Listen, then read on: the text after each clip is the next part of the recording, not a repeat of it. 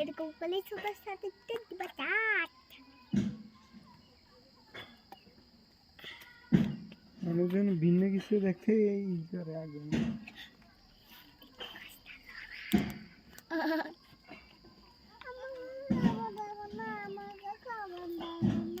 তুমি বল খাও দেখ কামড় দেবে টুকু বেকার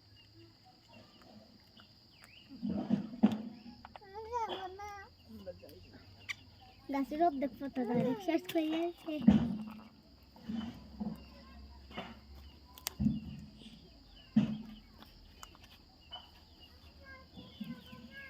কেন নেব না